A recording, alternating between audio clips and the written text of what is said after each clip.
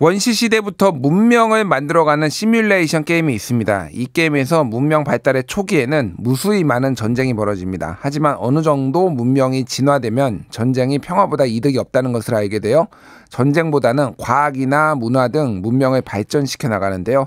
아직 우리의 문명은 그 정도로 진화하지는 못한 것일까요? 여전히 벌어지고 있는 전쟁 이야기 두 분과 이야기 나눠보겠습니다. 박종수 전 국방경제협력위원장 나오셨어요. 안녕하세요. 예, 안녕하십니까. 예, 박현도 서강대 유로메나 연구소 교수님 나오셨습니다. 안녕하세요. 네, 안녕하십니까. 예, 이게 전쟁 이게 참 큰일이다 이런 생각이 맨날 들어요. 저도 이제 뉴스를 계속 보면서 항상 드는 생각이 얼마나 많은 사람들이 지금 죽고 있는 것인가. 가자지구에서만 4만 2천 명 이상의 지금 민간인이 죽었다. 이게 군인도 아니고 이렇게 죽고 있는 뭐 이런 얘기들이 나오고 있는데 뭐 우크라이나도 말할 것도 없는데 게다가 한국에서까지 이렇게 막 전쟁 분위기가 위기가 고조되고 있으니 참 걱정이다 이런 생각이 듭니다. 일단 뭐 여러 가지 현안 오늘 이제 다양하게 얘기를 나눠볼 텐데 일단은 가장 지금 핫한 이슈부터 좀 얘기를 나눠봐야 될 것 같아요. 일단은 북한이 러시아에 파병했다 이 이슈가 있는데 이거에 대해서 어느 정도까지 이제 평가를 해야 되는지 뭐 이런 것들 나눠보기 전에 어제 있었던 이야기부터 해볼게요. 한기호 국민의힘 의원이 러시아에 파병된 북한군을 공격해 피해를 입히고 대북 심리전에 활용하자라고 신원식 전 국방부 장관이고 현재 대통령실 국가안보실장에게 제안하는 메시지가 이제 국회에서 포착이 됐습니다. 텔레그램을 보내는 게 이제 포착이 됐는데 일단 박현도 교수님은 이거를 좀 어떻게 보셨는지요? 뭐 다양한 얘기가 나올 수 있는 거는 뭐 인정은 하는데요. 너무 과도하게 반응하는 게 아닌가 생각이 들어야죠. 그러니까 사실은 북한이 파병을 했다 하더라도 그걸 국민들이 불안해하니까 오히려 정부로서는 국민의 불안감을 가라앉히고 최대한 조용히 문제를 해결해 갈 수 있는 능력을 보여줘야 되는데 그런 점에서는 저는 좀 불만입니다. 아 그렇군요. 네. 어쨌든 지금 한기호 의원이나 뭐 이런 분들이 조금 이제 소위 말하는 대북 강경파 뭐 이런 분들이 많으니까 그 부분에 있어서 이거를 뭐 야당에서는 조금 뭐 신북풍 아니냐 뭐 이렇게 또 뭐 말씀하시는 분들도 있는데 중요한 거는 정부가 좀 차분한 게 좀 필요하다 이런 말씀을 해주신 것 같아요. 그렇죠. 정부가 좀 차분했으면 좋겠다 생각이 들고요. 여당 의원들이 이런 일이 있으면 좀 더 좀 차분하게 말을 했으면 좋겠어요. 예, 그게 강한 발언을 한다고 그래가지고 지금 현재 우리한테 좋을 건 없지 않습니까? 네, 알겠습니다. 박정수 위원장님은 어떻게 보셨어요? 국민의 한 사람으로서 참 매우 불안하죠. 책임 있는 분에 의해서 그런 얘기가 나왔다는 거는 사실 이 스포츠나 게임은 뭐 흥분도 하고 열광도 할 수 있지만 전쟁 앞에서는 냉정해야 되지 않겠어요? 왜냐하면 국민의 생명과 재산이 바로 직결되는 그런 문제인데 더군다나 우크라이나 전쟁은 우리하고 하는 전쟁도 아니거든요. 그리고 우크라이나 전쟁은 동맹국인 미국이 지금 직접 싸우는 전쟁도 아니고요. 그렇다고 또 러시아가 우리하고 어떤 그 전쟁을 치르는 과정에서 적대적 관계로 계속하느냐 이것도 아닌데 우리가 그렇게 과도하게 반응하는 것은 별로 실익이 없다고 봅니다. 매우 위험한 입장이죠. 매우 위험하다 이렇게 말씀해 주셨습니다. 자 이제 이 북한군이 실제 참전을 하느냐를 놓고 이 정보를 놓고 굉장히 이제 많은 논란들이 있었는데 어쨌든 좀 정제된 이제 정보들을 우리가 확인을 해볼 필요가 있는데 미국에서 이제 북한 군병력이 러시아에 파병이 됐고 실제 우크라이나 군과 싸울 가능성이 있다라고 이제 밝혔습니다. 그러니까 존 커비 백악관 국가안보회의 국가안보소통보좌관이 이틀 전에 그걸 확인을 했어요. 북한이 10월 초에서 중반 사이 최소 3,000명의 군인을 러시아 동부로 이동시켰다라고 이제 평가를 하고 있다라고 얘기를 하고 이제 러시아 쪽에 이제 경고를 했거든요. 어쨌든 그동안 이게 우크라이나 쪽에서 조금 더 나토나 뭐 이제 특히 미국의 지원을 직접 받아내기 위해서 좀 언론 플레이를 하는 거 아니냐 젤렌스키가 이런 평가들도 있었는데 우리 국정원에서도 확인을 하고 미국에서 확인을 했단 말이에요. 이거를 좀 어떻게 봐야 되는지 위원장님은 좀 의견을 말씀해 주시죠. 우선 그 용어의 개념 정리가 제대로 좀 안 되고 있다고 봅니다. 예. 파병이라고 했는데 파병하고 그냥 훈련하는 훈련병하고 다르죠. 또 파병을 했는데 그게 직접 전투에 들어가느냐 그리고 일종의 용병으로 들어가느냐 이것도 차원이 틀린 거죠. 용병으로요? 예를 들어서 이제 파병이라면 우리가 베트남 전쟁 때 우리 맹호부대 파병할 때 얼마나 요란했습니까? 예.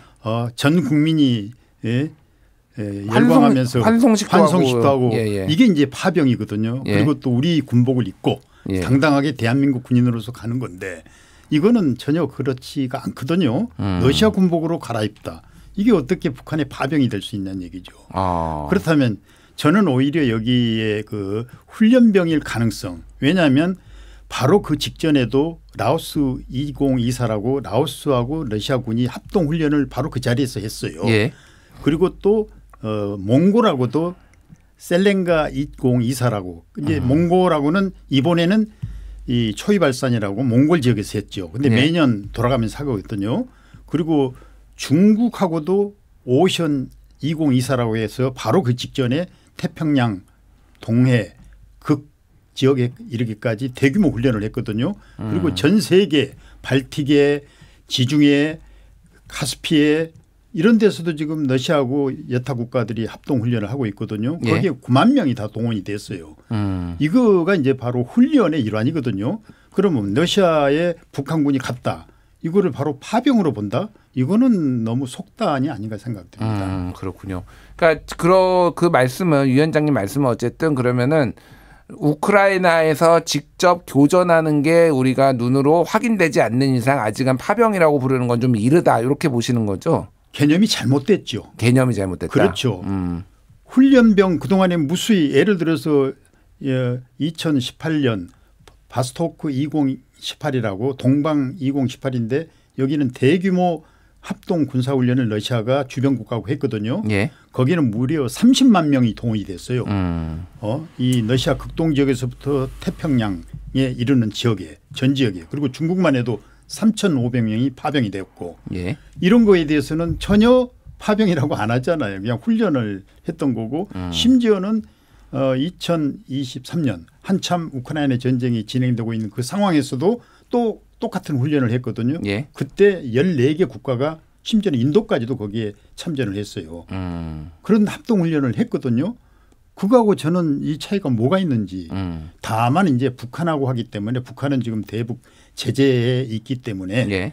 아마 이거를 좀 더 노골적으로 공론화시키지 못했을 가능성은 있죠. 그런데 아직까지 이거를 직접 우크라이나 전투에 투입시킨다. 예. 이렇게 속단하는 거는 저는 언어도단이라고 생각합니다. 알겠습니다. 좀 더 신중하게 이거를 바라봐야 된다라고 했는데 박현도 교수님께 여쭤볼게요. 그러니까 이제 우리나라 국정원이나 이쪽에서 이제 정보를 좀 많이 했는데 이제 우리나라 위성으로 뭐 이동하는 것도 봤다라고 하고 특히 이제 한 명당 이제 $2,000 정도의 이제 한 달에 $2,000 정도가 이제 소위 말해서 월급이 이제 지급이 된다. 그래서 뭐 이렇게 참전을 하겠다라는 군인들이 북한 군인들이 꽤 많았다. 뭐 이런 식의 이제 정보들이 나왔잖아요.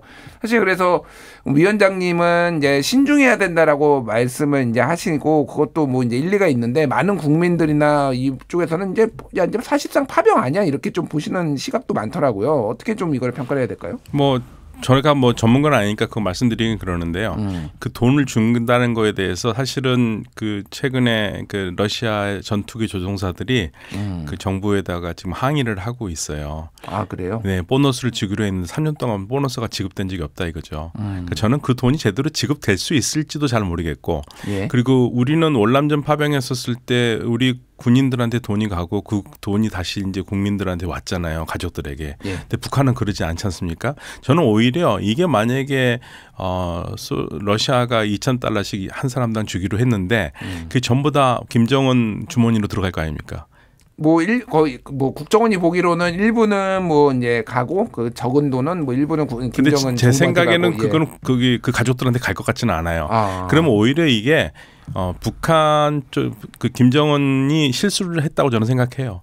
오히려 북한 주민들이 더 화가 날 겁니다. 아, 북한 주민들이 네. 동의할 수 있다. 네, 오히려 동요될 것 같다는 생각이 들어요. 그 돈이 분명히 제대로 안 갈 테니까. 그대로 그 돈이 제대로 안 네. 가고 북한 군인들이 어쨌든 뭐 만약에 실제 참전을 하게 되면은 뭐 이제 사망하거나 이런 사람들이 생기면 그렇죠. 그러니까 우리가 알고 있는 그동안의 북한 정권이 하는 걸 보면은 그 돈이 국민들한테 갈 리가 없거든요. 그러면 오히려 이제 그게 불만 요소가 돼서 오히려 김정은 정권이 더 어려워질 것 같다는 생각도 그런 상상도 해봅니다. 그렇군요. 일단 미국에서 인정을 했다라는 거는 이거를 완벽하게 이제 이 정보들을 조합을 해봤을 때 외면할 수는 없다라고 이제 많은 전문가들이 분석을 하고 있는데.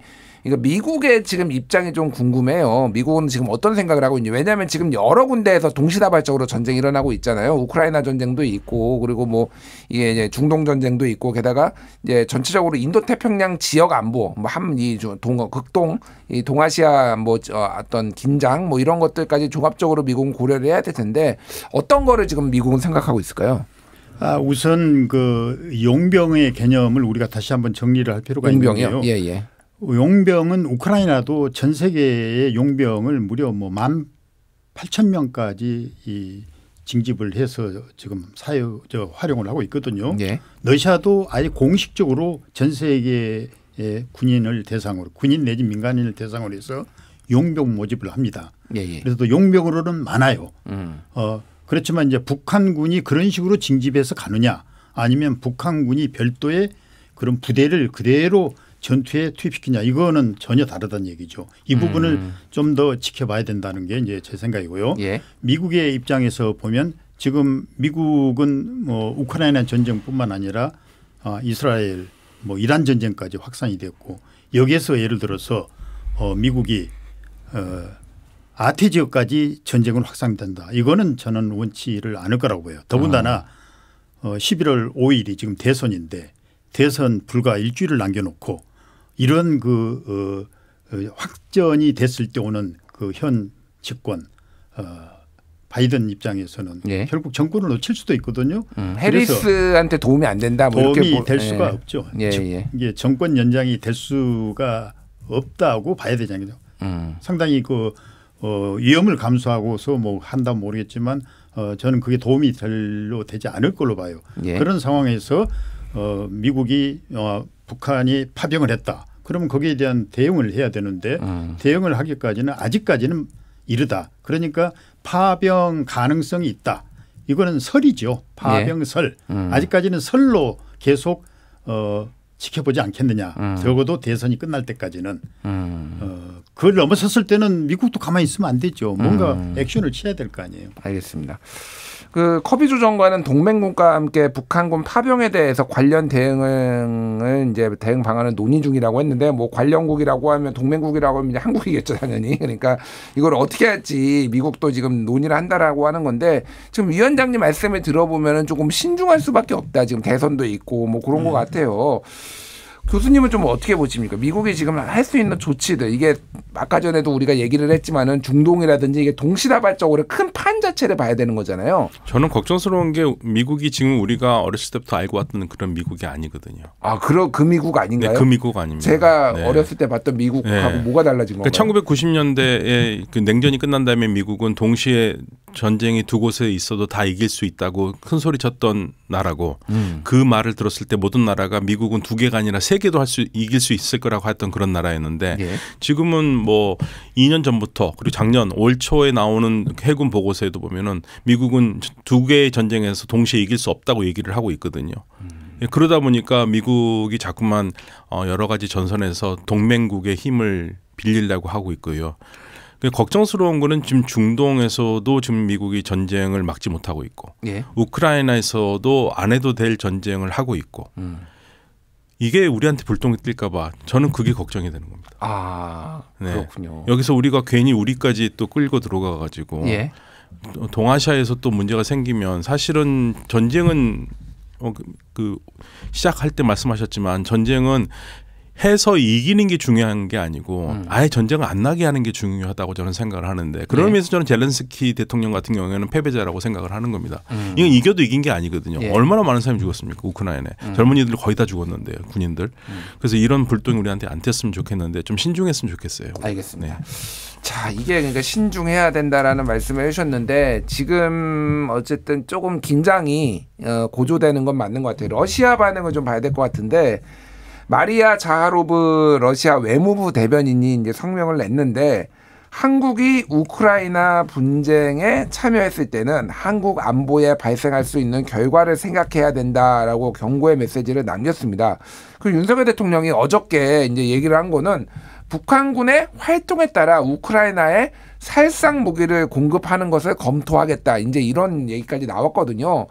그러니까 지금 이 상황을 보면은 모르겠습니다. 이제 파병이야 특히 이제 국회 동의를 받아야 되는 거니까 이게 저는 뭐 쉽지 않아 보면 민주당이 반대를 하는 상황이니까 쉽지 않지만은 무기를 좀 더 센 거를 소위 말해서 이런 거를 공급하는 거는 지금 윤석열 대통령의 어떤 발언이나 이런 거 봤을 때 가능하다고 보여지는데 어떤 일이 조금 이게 이제 러시아의 입장은 무엇이고 이게 어떤 일이 좀 발생할 수 있는지를 한번 말씀해 주시죠, 위원장님이.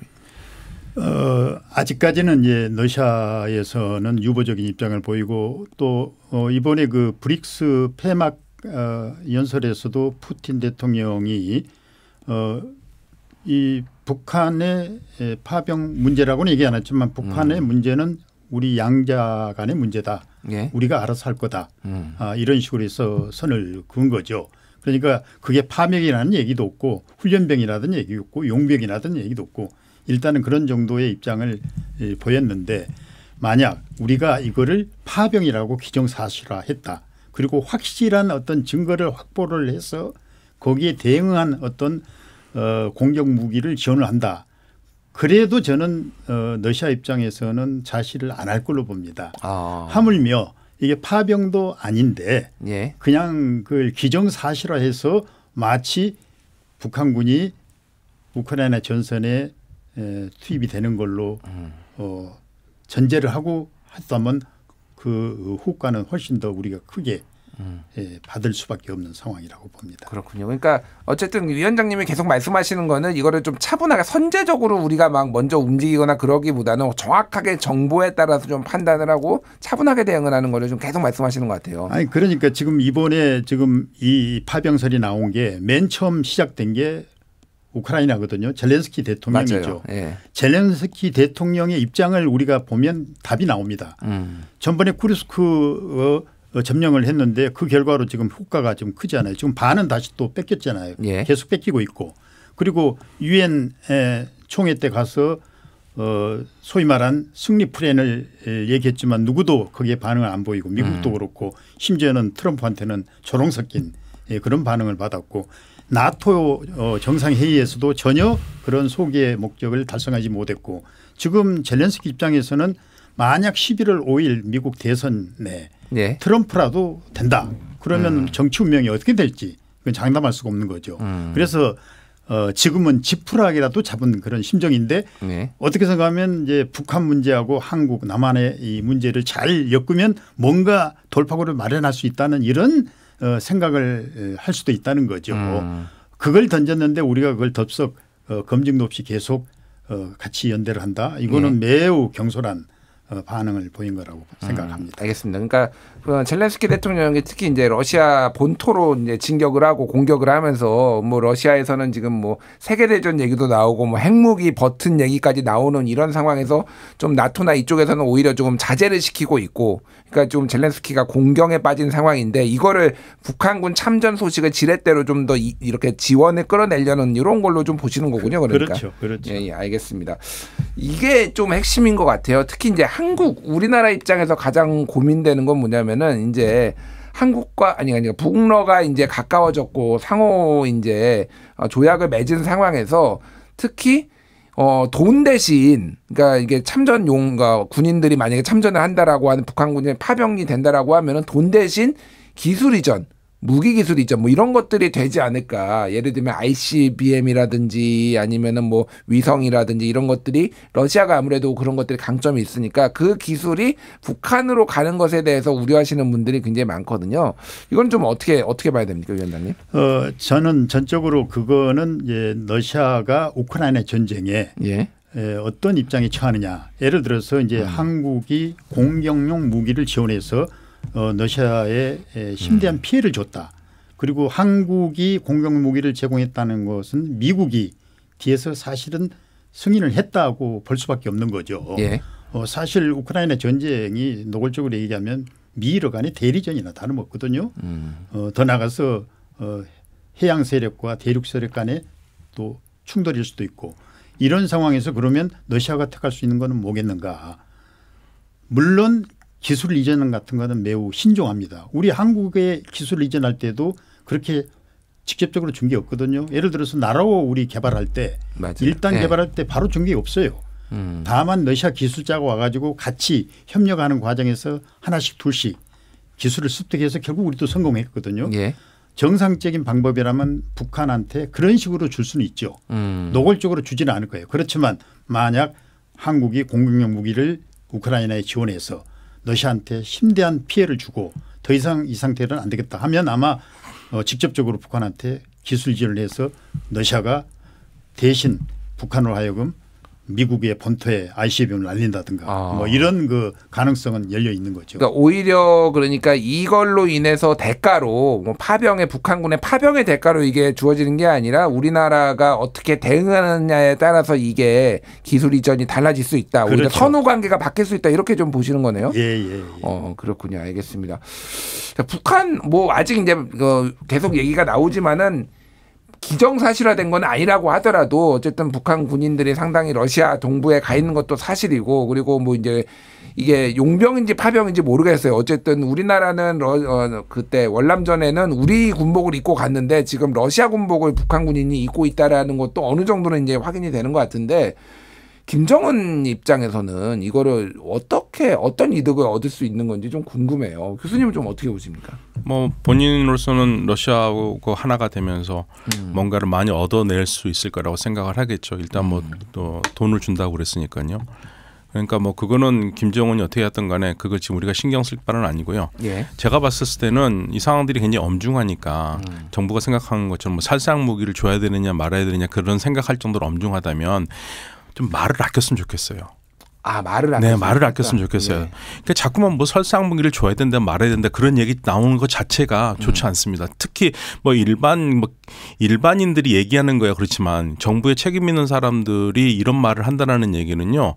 우리한테 결국에는 외교에 굉장히 부담감이 되거든요. 그러니까 조용히 물밑에서 할 수 있는 얘기인데 그걸 자꾸만 그냥 국민 뭐 속 시원하게 말은 시원할 수 있지만 나중에 같이 가다 담기가 어려워요. 예. 그러니까 제가 한 가지 예를 들면은요. 이란의 전 대통령 중에 아흐마디네자드라는 대통령이 있었는데 이분이 이스라엘에 대해서 뭐라고 얘기했냐면요. 안 해도 될 말을 합니다. 지도에서 없애버리겠다. 지도에서 없애버리겠다. 그게 그런 대통령이 그 말하면 속은 시원하겠죠. 국민들이 들으면 이스라엘 싫어하는 사람들은. 그런데 그게 과연 이란에게 무슨 도움이 됩니까? 그러니까 똑같은 거예요. 그게. 그래서 지금 우리가 지렛대를 쓸 수 있는 거를 말로 하지 말고 외교로 물밑에서 좀 했으면 좋겠다. 국민들 좀 불안하게 하지 않게. 예. 자꾸만 전쟁이 우리한테까지 올 것 같다는 불길한 느낌이 들잖아요. 근데 그건 좋지 않습니다. 알겠습니다.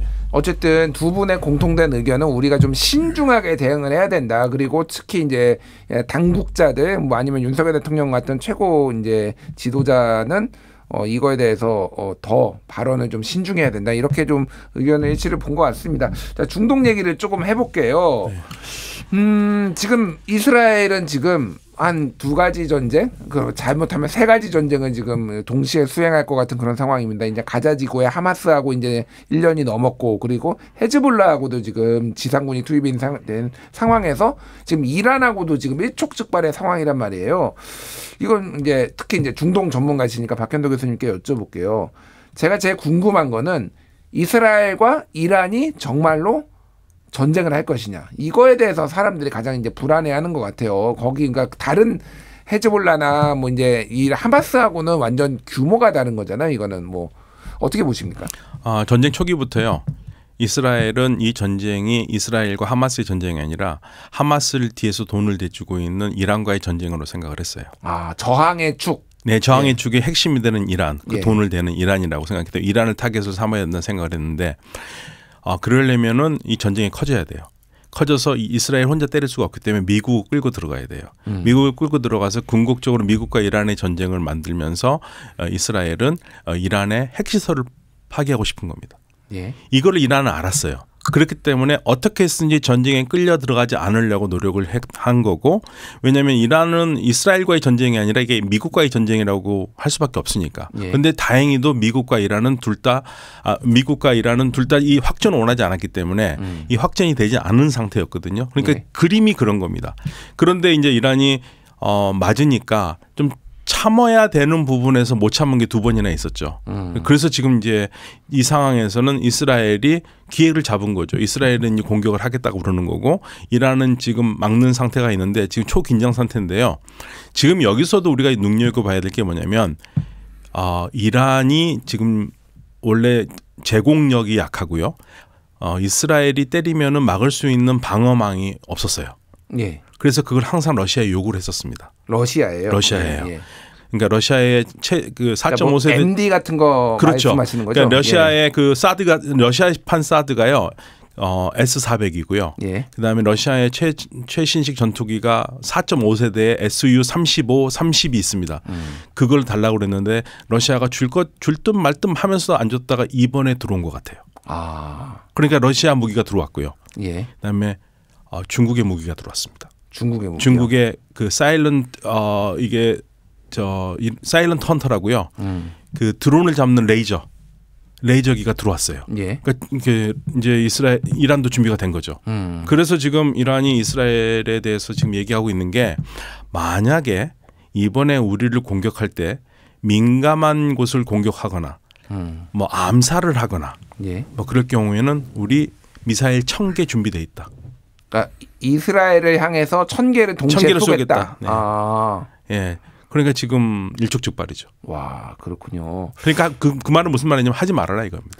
예, 이제 어쨌든 지금 대통령 위에 이제 뭐 최고 지도자라고 하는 하메네이 그거를 이제 이스라엘에서 암살을 시도할 거다. 뭐 이런 얘기들이 뭐 아직 이제 뭐 공식적인 그렇죠. 건 아니지만 그런 썰들이 좀 있었잖아요. 네, 뭐 하메네이 암살 얘기도 있었고 예. 그다음에 이란에서는 그런 말까지는 안 했는데 고위 뭐 관계자라든지 이란의 뭐 사령관이라든지 암살을 하면은 가만 안 두겠다. 가만 안 두겠다. 네, 가만 안 그러면은 결국은 지금 상황은 우리가 이란은 우리는 이렇게 답을 그러니까 내놨고 네. 너희가 어떻게 하는지 본다 이런 상황이네요. 네, 심지어는 그 군사 시설 때리는 거는 내가 참겠다는 얘기까지 했어요. 군사 시설 네, 때리는 군사 시설까지는 괜찮은데 그 위에 거는 그 군사 시설이 핵 시설까지 들어가는 건가요? 아니요, 안 들어갑니다. 핵 시설은 안 들어가는 거죠? 핵이나 정유 시설 들어가면은 가만 안 두겠다는 겁니다. 아, 그렇군요.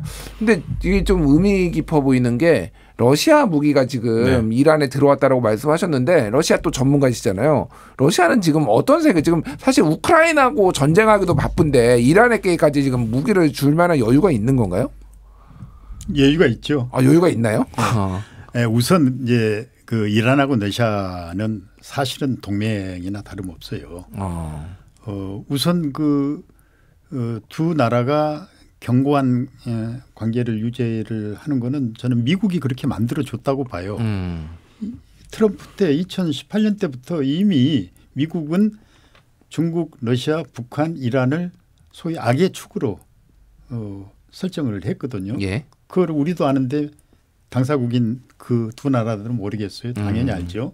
그러니까 오히려 저는 지금 이 최근에 이제 우크라이나 전쟁에서도 중국과 러시아가 연대를 하듯이 미국이 그렇게 만들어 준 거예요. 연대를 하도록. 예. 왜 자꾸 적국으로 돌리고 악의 축으로 제거해야 될 대상으로 이렇게 보는데 같이 공멸하면 안 되잖아요. 그런 차원에서 볼 때 이란과 러시아와 관계는 매우 돈독하고 이번에도 브릭스 정상회의 때도 이란 대통령이 직접 방문을 했잖아요. 예. 양자회담도 하고 전체 회의도 하고 아주 긴밀하게 서로 연대를 하고 있는 거죠. 그러니까 그 이전에도 보면 수시로 서로 뭐 이 전쟁에 관한 여러 가지 그 논의를 하는 그 과정들이 보여요. 그래서 이것도 방금 말씀하신 대로 이게 세계 대전으로 가지 않기 위해서 러시아 입장에서도 상당히 자제를 시키는 것 같아요. 그리고 또 러시아는 이중적 입장인 게 이스라엘하고도 관계가 있거든요. 예. 러시아계 유태인들이 이스라엘의 한 3분의 1의 의석을 차지하고 있어요.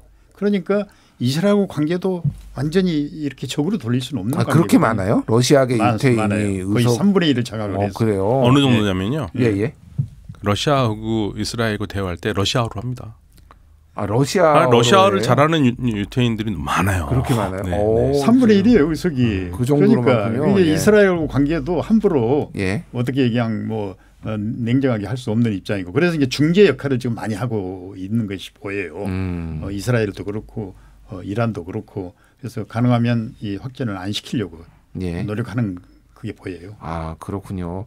그러면은 저는 약간 이게 말씀하시는 거 보니까 이게 미국이 이제 이스라엘에 뭐 미국에도 이제 굉장히 많은 유태인들이 이제 정계나 재계 영향력이 있으니까 또 뭐 그런 게 가능하지만은 이제 정치 헌금도 하고 정치 자금도 지원하고 그러면서 또 미국으로부터 이스라엘이 지원을 많이 받잖아요.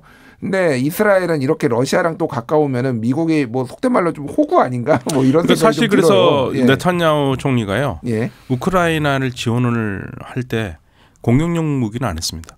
아, 방어용만 했어요. 방어용이요? 예, 왜냐하면 공격용 무기를 제공을 하면 러시아와 사이가 나빠질 거 뻔하기 때문에 그래 안 한 겁니다. 예. 그 미국이 그렇게 팔을 비틀고 했는데도 안 했었어요. 아, 그렇군요. 네, 무기 달라고 그랬는데 안 했고요. 그리고 우리가 또 생각해 보시면 위원장님께서 말씀하셨듯이 오늘날 이란과 러시아가 가까워진 건 미국 탓입니다.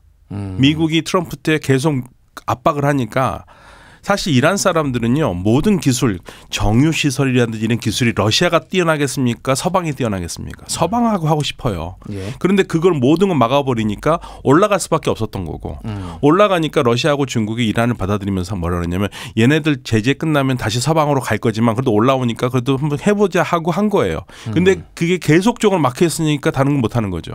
그러다 보니까 이번에 브릭스에 이란이 정식 멤버로 들어갔습니다. 아. 그리고 러시아가요. 어저께 얘기했죠. 그 브릭스에서 이란의 SU-30과 SU-35 그 전투기 있잖아요. 예. 이란 생산하라고 라이센스 생산하기로 했어요. 상황이 이렇게 돼버렸습니다. 그렇군요. 어쨌든 이제 미국이 그러니까 트럼프 대통령 시절에 전격적으로 이제 핵무기와 관련해서 그 조약을 이제 파기를 해버렸잖아요. 일방적으로. 그러면서 이게 지금 후폭풍이 계속 이제 그 중국과 러시아, 이란 이런 국가들이 좀 가까워지고 있는 이런 걸로 좀 이어지고 있다 이렇게 봐야 될 것 같네요. 그러니까. 네, 그러니까 사실은 그 오바마 행정부 때 중국에 대한 대책을 하기 위해서 중동에서 발을 빼야 되는데 중동에서 발을 뺄 때 가장 걱정되는 게 이란이었거든요. 그래서 이란 핵 협상을 그래서 한 겁니다. 예. 20년 동안 묶어놓은 거예요. 굉장히 좋은 정책이거든요. 그 20년 후에 바뀔 거라고 생각을 하고 있었고. 예. 그런데 그걸 2018년에 트럼프 전 대통령이 네타냐후 말만 믿고 그냥 나온 거거든요. 근데 문제는 뭐냐면 나오면 그럼 대책이 뭐냐? 플랜 B가 없어요. 어떻게 할 건지를 몰라요 지금. 그래서 네. 다시 지금 뭐 협상을 하고 있는데 그냥 처음부터 2015년에 갔던 대로 갔었으면 훨씬 나은데 지금은 상황이 완전히 바뀌었기 때문에 이란도 옛날 조건으로 들어가지 않거든요. 그러니까 지금 사실은 이란 쪽이 더 유리한 길을 지고 있는 거죠. 미국으로서는 더 안달할 수밖에 없는 거고 지금 어떻게 돌아갈지는 모르고 있습니다. 지금. 그렇군요. 게다가 이제 미국 대선이 지금 한 2주 앞으로 이제 다가온 상황이에요. 이게 이제 뭐 누가 될지는 잘 모르겠습니다. 우리가 이제 아직도 좀 트럼프가 점점 유리해지고 있다 이런 얘기는 나오고 있지만은 뭐 해리스가 당선될 가능성도 특히 이제 전국적인 지지율은 아직도 해리스가 유리하다라는 뭐 여러 여론조사가 있기 때문에 다만 이제 가정을 해서 트럼프가 됐을 때 해리스가 됐을 때 이게 어떤 식으로 이 우크라이나 전쟁이나 중동 정세가 좀 세계 정세가 변할지 이런 것들을 좀 의견들을 좀 여쭤보고 싶습니다. 일단은 박종수 위원장님 좀 어떻게 보십니까? 누가 좀 될 가능성이 좀 더 높다라고 보시는 것부터 얘기를 해주시고 어떻게 되는지 상황마다 예. 그런 전망에 대해서는 무수히 언론에도 많이 나왔고 전문가들 사이도 많이 나왔기 때문에 구태여 제가 이걸 하는 거가 의미가 있겠느냐. 그렇지만 오히려 전문가가 아닌 제3자가 보느니 정확할 수도 있다는 거죠. 저는 딴 것보다도 보면 그 트럼프 같은 경우에 얻어 맞았잖아요. 2번이나. 피격 말씀하시는 거죠? 그렇죠. 그렇게 피격을 당했는데 뭔가 국민들도 좀 뭐 미안한 감이 있지 않겠느냐. 그렇다면 거기에 대한 그 동정심도 좀 작용하지 않겠느냐. 여러 가지 뭐 데이터 분석에 대해서는 뭐 저보다도 전문가들이 워낙 많이 있기 때문에 그때요 제가 설명을 안 하겠습니다만 뭐 그런 측면도 있다고 봐요. 알겠습니다. 그럼 이제 트럼프가 됐을 때 해리스가 됐을 때 특히 이제 대러시아 관계 뭐 그리고 이제 다른 지역 국가들과의 관계를 어떻게 될지 좀 궁금해요. 일단은 지금 트럼프가 되면 러시아하고 관계가 뭐 급속히 회복이 될 걸로 보는 그 시각들이 좀 있어요. 그 푸틴하고 공공연하게 트럼프 전 대통령이 뭐 푸틴하고의 어떤 친분을 과시하는 거에 전혀 거리낌이 없잖아요. 그러니까. 그런데 뭐 트럼프 대통령이 지금 재하인으로 있을 때 푸틴하고 개인적으로 만났다는 설이 있는데 푸틴은 부인을 하고 있거든요. 예. 만난 적 없다. 근데 정서적으로는 서로 좀 공감하는 부분이 있는 것 같아요. 그러나 러시아 입장에서는 트럼프가 되나 해리스가 되나 큰 틀에서는 별로 차이가 없다. 다만 우크라이나 전쟁에 관한 한 트럼프가 국익 차원에서 우리는 더 이상 전쟁을 지속 안 하겠다는 공언이 있었기 때문에 예. 우크라이나 전쟁은 중단할 가능성이 있다. 휴전을 하든 종전을 하든 예. 그런 면에서는 이제 좀 반기겠죠. 그렇지만 트럼프가 집권을 한다고 해서 현재 러시아 제재 같은 경우는 지금 오히려 이 군사 전쟁보다는 경제 전쟁이 더 심각하거든요. 예. 어떻게 생각하면 우크라이나 전쟁의 또 다른 성격이 경제 전쟁이었어요. 러시아를 경제적으로 완전히 굴복시키려고 무려 지옥 같은 제재를 14번을 했잖아요. 예. 우리도 지금 거기에 동참을 하고 있고 그럼에도 불구하고 오히려 러시아 경제 성장은 지금 서방보다 더 지금 올해도 3.5 정도를 예상을 하고 있거든요. 뭐 이제 거기에 참여 안 한 뭐 인도하고도 이렇게 이를테면 가스를 뭐 예. 판매한다든지 여러 활로들을 새롭게 뚫고 있는 거죠. 그렇죠. 지금. 오히려 이제 제재를 가하니까 제재를 피해가는 여러 가지 그런 또 노하우를 개발을 한 거죠. 그리고 가장 그 수입의 원천인 가스하고 원유 같은 경우를 서방에 판매하지 못한 대신 수출을 예. 못한 대신 인도하고 중국이 동일한 규모로 다 수입을 해 간 거예요. 그러니까 러시아로서는 전혀 전쟁 전이나 전쟁 후나 수입, 국가 예산에 큰 차이가 없는 거예요. 예. 그렇지만 현재 제재가 계속되다 보니까 장기적으로는 절대 바람직하지가 않죠. 그렇지만 이 제재는 트럼프가 집권한다고 해서 트럼프가 모든 행정부를 다 통할할 수 있는 것도 아니고 또 의회를 다 장악할 수 있는 것도 아니고 예. 심지어는 언론을 장악할 수 있는 것도 아니잖아요. 예. 이러한 미국의 그 사회의 그 분위기를 러시아도 잘 알고 있는 거죠. 그래서 트럼프가 된다면 우크라이나 전쟁 정도는 중단할 수 있지만 나머지는 크게 달라질 것이 없을 거라고 보는 게 좀 러시아의 시각이고 해리스는 마찬가지로 지금 현재 바이든의 그 연속 선상에서 진행이 될 걸로 이렇게 이제 보는 거죠. 예, 박현동 교수님 어떻게? 뭐 저도 뭐 미국 대선 전문가는 아니기 때문에 그냥 중동을 견주서 보면 저희가 그런 말 하거든요. 미국은 지금 대선 기간까지는 바이든 행정부는 네탄야후 정부의 인질로 잡혀 있다. 아, 인질로 잡혀 있다. 예, 인질로 잡혀 있다. 그런 얘기를 미국에서 비판적인 인사들이 얘기를 하고 있어요. 예. 그래서 지금 무슨 말이냐면요. 네탄야후 총리가 이란 공격을 두고 공격을 하긴 할 건데 선거에 영향을 주지 않으면서 하겠다고 그랬거든요. 그건 무슨 말이냐면 이스라엘이 공격을 하는 시점들이 네탄야후 총리는 당연히 해리스보다는 트럼프를 마음에 두고 있거든요. 더 선호한다라는 그렇죠. 얘기들이 계속 있더라고요. 예, 지금 공격 안 하면 트럼프가 앞서고 있는 거 아닌가라는 생각도 들어요. 공격하면은 이제 트럼프가 위험하니까 트럼프를 위해서 공격할 가능성이 있겠죠. 아, 그렇게 해석을 할 수가 있군요. 이달 말까지는 할 것 같아요. 한다면은요. 예. 선거 끝나고는 한다면 별 의미가 없을 거고. 그래서 이스라엘이 이번 대선을 최대한 이용해서 이스라엘에게 가장 좋은 결과를 내려고 하기 때문에 결국에는 이스라엘의 뜻대로 될 가능성이 있을 것 같아요. 그러면은 제가 궁금한 게 네. 트럼프가 됐을 경우, 해리스가 됐을 경우 이제 어떻게 좀 중동 특히 이제 바뀔 것이냐 정세가.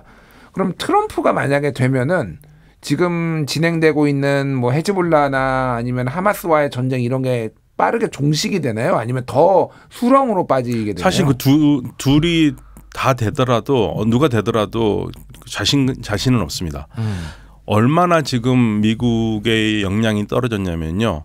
실질적으로 아랍 국가들이요 걱정하고 있는 게 이스라엘의 공격으로 확전이 될까 봐 걱정이 돼서 예. 이 아랍 국가들이 이란 편에 섰어요.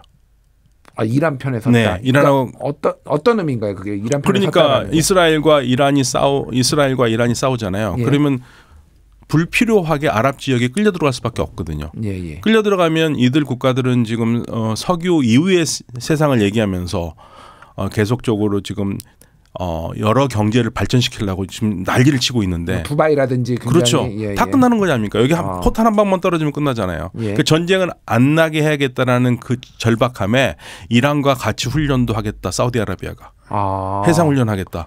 그리고 주변 국가들이 영공 안 열겠다. 이스라엘 비행기가 못 날아가도록 하겠다. 예. 이런 식으로 지금 똘똘 뭉쳐 있어요. 그러면서 미국을 믿을 수가 없으니까 그동안 기다렸는데 미국이 전쟁을 막으려고 기다렸는데 아무것도 한 게 없지 않느냐. 예. 그래서 지금 분위기가 좀 그런 면에서는 전쟁을 못하게 하려고 아랍 국가들이 압력을 넣고는 있긴 해요. 더 이상 그러니까 네타냐후 더 이상 못 참겠다. 너무한다. 이런 분위기가 있어서요. 그런 면에서는 아랍 국가들이 의외로 나오는 거 보면은 확전은 좀 안 될 가능성이 크겠다 생각하지만 그렇지만 지금 저희들이 예상한 거와 모든 게 다 반대로 왔기 때문에 말을 못 하겠습니다. 아, 그렇군요. 네. 그러니까 사우디아라비아 같은 경우에는 사실은 중동 국가들 중에서도 미국과의 어떤 동맹의 어떤 핵심 축이었잖아요. 그렇죠. 그럼에도 불구하고 지금 이란 편에 서겠다라는 건 되게 의미심장하네요. 그러니까 사우디아라비아를 어떻게 해서든지 이스라엘은 수교를 하려고 했던 건데 수교도 지금 안 될 뿐더러 사우디아라비아가 오히려 언론 보도에 따르면 이란에 요청해서 같이 해상훈련을 하겠다. 이건 놀라운 일이거든요. 그러니까 그만큼 절박하다는 얘기고요. 예. 그리고 엄밀히 따져서 중동 국가 중에서 그러니까 미국이 주요한 나토 동맹국은 아닌데 동맹국으로 둔 나라가 우리나라가 예를 들면 비나토 동맹국이거든요. 그렇죠. 예. 일본하고요. 예. 그런데 비나토 동맹국 중에 중동 국가 중에서는 사우디아라비아가 중동 국가 중에 비나토 동맹국이 아닙니다. 예. 그러니까 서방과 모든 거를 같이 하지는 않겠다. 네, 미국과는 사이는 나쁘지는 않지만 예. 그러나 지금 상황에서는 전쟁이 나면은 마찬가지예요. 전쟁이 나면 사우디 모든 발전 끝입니다. 예, 그러니까 그 맞겠다는 겁니다. 알겠습니다. 그러니까 아까 전에 좀 잠깐 얘기가 나왔는데 인도 얘기가 나와서 제가 개인적인 궁금증이라서 인도는 러시아하고 가까워서 러시아 이런 거 가스도 다 사주면서도 미국하고 뭐 쿼드도 뭐 하네 뭐 아시아 태평양 전략에 뭐 미국의 전략의 핵심 축이네 막 이렇게 나온단 말이에요. 어떻게 보면은 굉장히 이중 플레이를 하는 것 같은데 이게 또 어떻게 잘 유지가 돼요? 뭐 이걸 어떻게 봐야 되나요? 이 인도의 이런 행보를. 그 인도의 그 현재 그 입장을 우리가 정확히 이해하려면 냉전 당시 때 미소 냉전 당시 때 소위 이 반제국주의 동맹을 주도했던 나라가 인도였잖아요. 그렇죠. 제3세계의 어떤 주도적인 역할을 했던 게 그 반제국주의의 그 스탠스가 저는 현재 브릭스 국가로 그대로 옮아왔다고 보거든요. 아, 그렇군요. 브릭스 국가의 주축이 바로 반제국주의의 그 뿌리가 매우 깊은 거죠. 예. 거기에 이제 중국과 러시아가 동참을 함으로 인해서 이 판이 커진 거죠.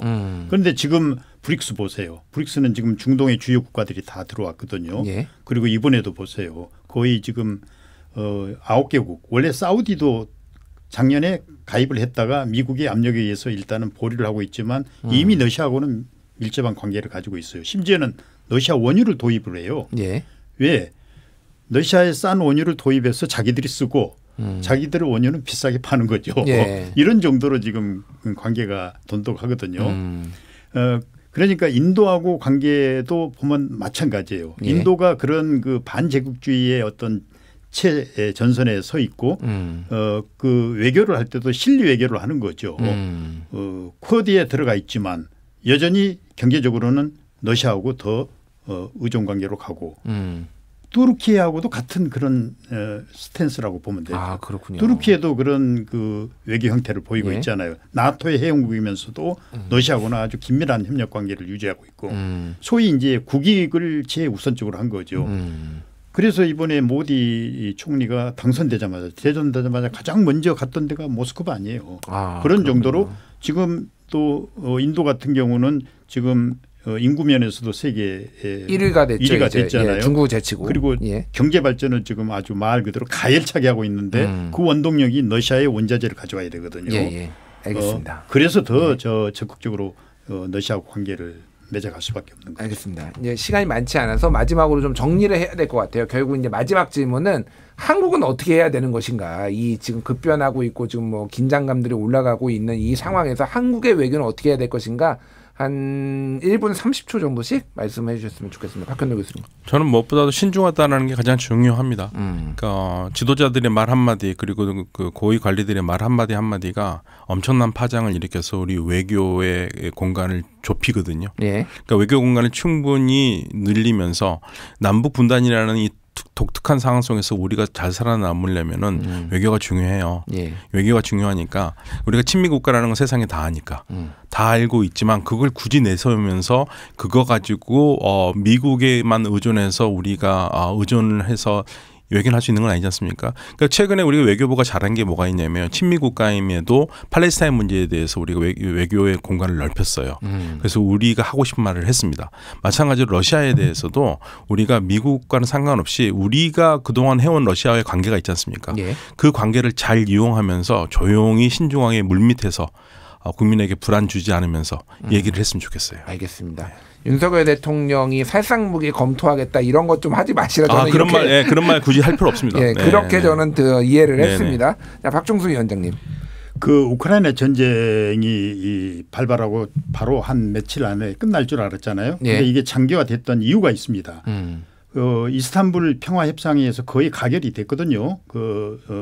종전을 하는 걸로. 예. 그런데 4월 달에 영국의 존슨 총리가 전격 우크라이나를 방문해서 무기 지원하겠다고 해서 다시 전쟁이 재개된 거죠. 그때 러시아는 속았다 그랬거든요. 예.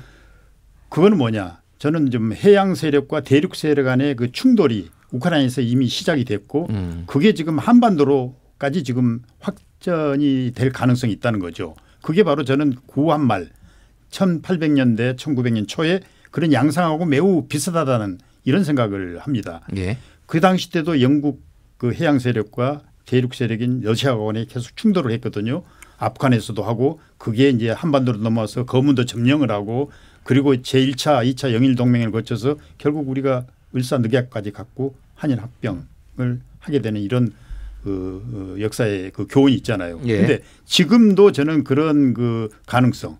지금 우리 대통령이 그동안 러시아하고는 무려 32번에 걸친 정상회담을 했는데 우크라이나는 한 번도 한 적이 없었거든요. 예. 그런데 전쟁이 일어나자 우리 대통령이 가고 여당 대표가 가고 나토 사령관도 한 번도 한국에 온 적이 없었는데 나토가 한반도로 들어오고 그리고 우리 대통령이 지금 계속 나토 정상회의에 참석을 하고 이거는 알겠습니다. 어떤 매우 지금 바람직하지 않다고 봅니다. 오히려 우리가 스스로 외세의 어떤 그 세력들을 한반도로 끌어들이는 네.